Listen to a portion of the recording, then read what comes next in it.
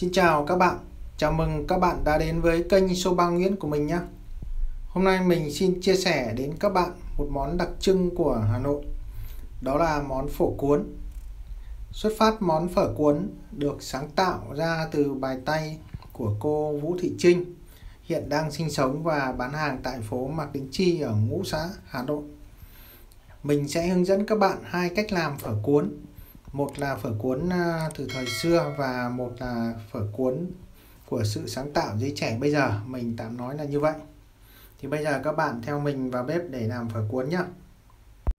Nguyên liệu làm phở cuốn như sau: giò 100g đến 200g tùy theo các bạn nhé, trứng 2 quả, bánh phở 500g, thịt bò 200g. Thịt bò thì các bạn dùng bò thăn nhé, bò thăn cho nó mềm ngon, còn không thì các bạn mua bò bắp cũng được. Rau thơm thì có rau húng, rau mùi và rau xà lách. Thì các bạn ăn thêm rau thơm thì các bạn mua nhé, thì tùy theo nhu cầu các bạn. Dưa gót thì các bạn dùng cà rốt, dưa chuột hoặc là đu đủ hoặc là su hào. Thì mình đã cắt thái sẵn một số nguyên liệu để cho nó rút ngắn thời gian cho các bạn nhé. Như trứng này mình cũng chế biến sẵn một chút này. Trứng, giò mình thái khoảng 0,2 đến 0,3 cm thái vuông. Trứng cũng vậy. Trứng thì các bạn lên một chút gia vị vào, xong các bạn tráng các bạn thái cho mình nhé. Tỏi và gừng đập dập, mỗi thứ khoảng 2g.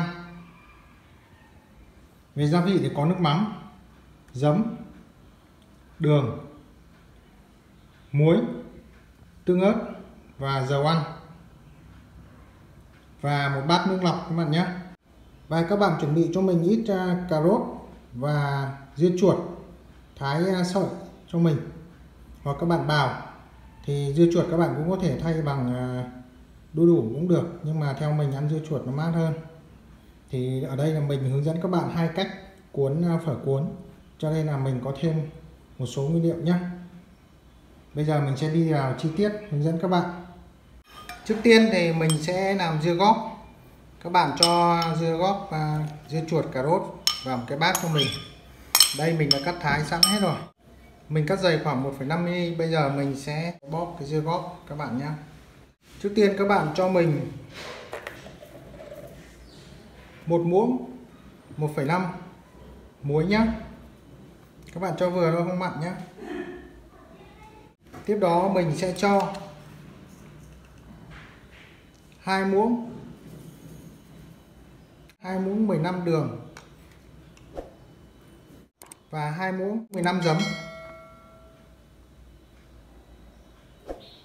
Mình sẽ bóp đều. Các bạn trộn đều cho mình. Các bạn nhớ trộn đều để cho cái dưa góp mình nó ngấm đều gia vị, nó mềm nhá. Thì sau khi nó ngấm đều thì mình sẽ chắt bỏ nước đi, mình cho vào cái nước chấm phở nhá, nước chấm bánh phở cuốn. Các bạn để đây khoảng 15 phút, sau đó mình sẽ đem chế biến bò nhá. Dưa chuột, cà rốt thái sợi mình cũng ướp như vậy. Một muỗng 2,5 muối, 2 muỗng 15 đường. Cái này mình sẽ cho 20 ml giấm các bạn nhé. Cái này của mình là 100g cà rốt và 100g dưa chuột, mình ướp như vậy nhé. Sau đó mình cũng trộn đều. Cái mục đích mình ướp cái dưa chuột, cà rốt thái sợi này để mình cuốn bánh phở ấy, là để cho nó có cái vị đậm đà trong nhân của bánh phở. Đó, mình sẽ để 5 phút, sau đó mình sẽ chắt bỏ hết nước đi để cho nó khô ráo, để mình cuốn phở thì bánh phở sẽ không bị ướt nhé. Về bò thì các bạn sẽ thái cho mình như sau. Các bạn nhớ là thái ngang thớ nhé. Mình sẽ pha miếng bò sao cho nó phù hợp với cả cái phở cuốn của mình. Tại vì bò nó còn co lại mà, thì các bạn pha cho nó. Mình sẽ pha dài luôn, thì mình vào phở cuốn thì cũng được. Còn các bạn thích thì các bạn pha ngắn đi nhé. Các bạn nhớ thái mỏng nhé, đừng thái dày quá sẽ bị dai bò nhé.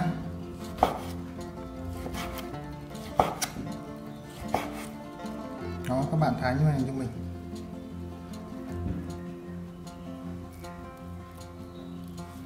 Bò sau khi đã thái, bây giờ mình sẽ ướp bò để mình xào. Thì ướp bò các bạn ướp cho mình hạt nêm với cả tiêu. Thì lúc nãy mình chưa giới thiệu các bạn hai gia vị này.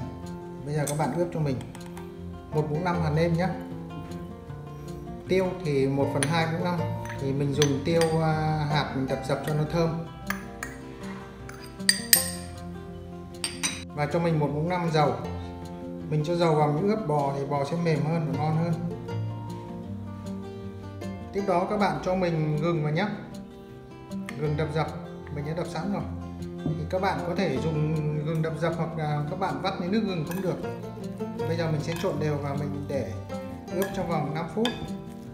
Sau đó mình sẽ xào bò. Sau khi bò đã ướp được 5 phút, bây giờ mình sẽ quay sang mình xào. Các bạn đặt một cái chảo nóng lên và các bạn cho một chút dầu vào cho mình. Sau đó mình sẽ phi thơm tỏi.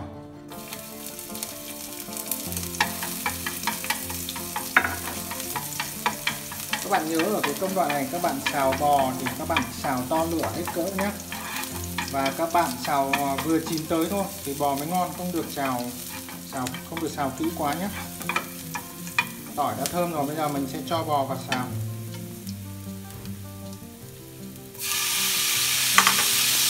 Các bạn xào nhanh tay và to lửa cho mình.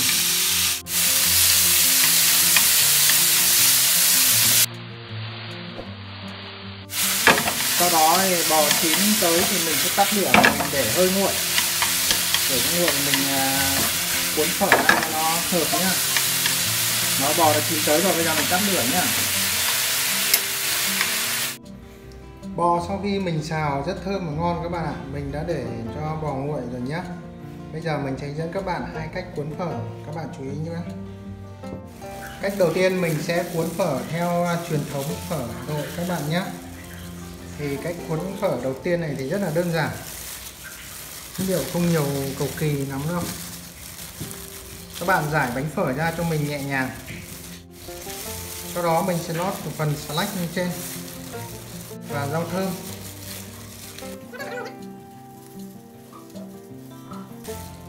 Tiếp theo các bạn cho bò thì các bạn cho nhiều hay ít tùy các bạn nhé. Mình sẽ cho vừa phải thôi. Sau đó mình sẽ cuốn.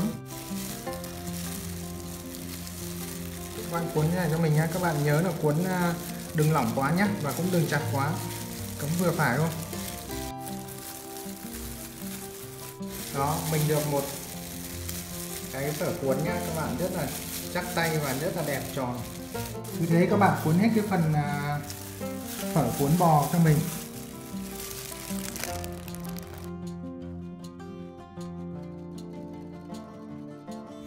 Bây giờ mình sẽ hướng dẫn các bạn cách cuốn phở thứ hai. Thì cách cuốn phở thứ hai này thì là có sự biến tấu theo sở thích của thanh niên bây giờ và sự sáng tạo của mọi người bây giờ nhé.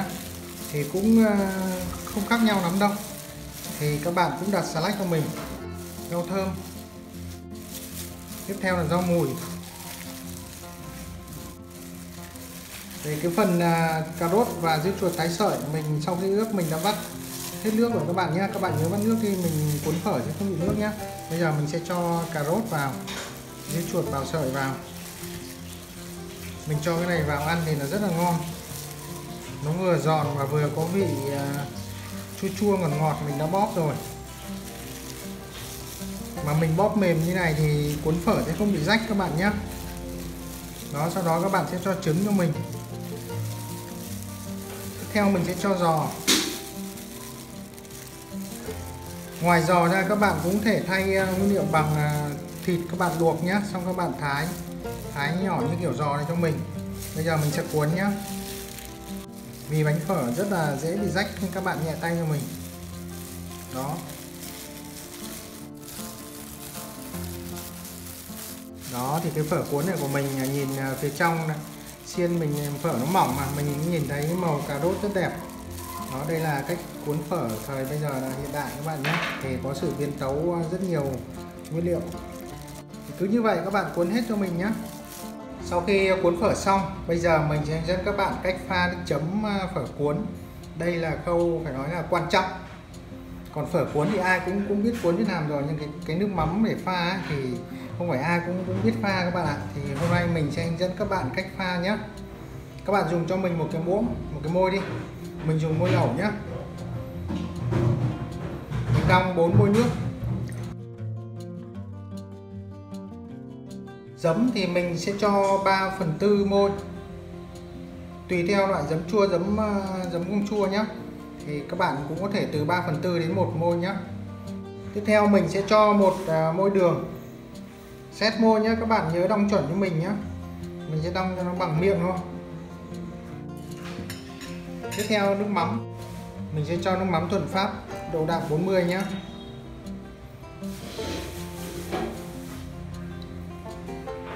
Mình cho một môi nước mắm vào đây.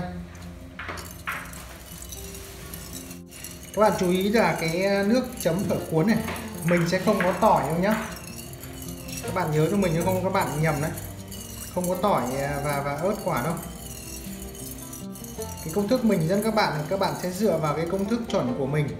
Nói chung là đây là công thức của mình, chuẩn của mình, thì mình cảm thấy nó phù hợp với mình, thì các bạn sẽ dựa vào đây. Các bạn sẽ dựa vào cái sở thích ăn của gia đình ấy. Thì các bạn muốn ăn ngọt hơn thì cho thêm đường, hoặc là chua thì cho thêm giấm. Còn đây là cái công thức để cân bằng vị chua mặn ngọt các bạn nhé. Tiếp theo mình sẽ cho 1/4 môi tương ớt vào. Đó, để mình tạo cái độ hơi cay cay the của nước chấm phở cuốn của mình. Đó, sau khi chắt bỏ nước, bây giờ mình sẽ cho dưa góp vào.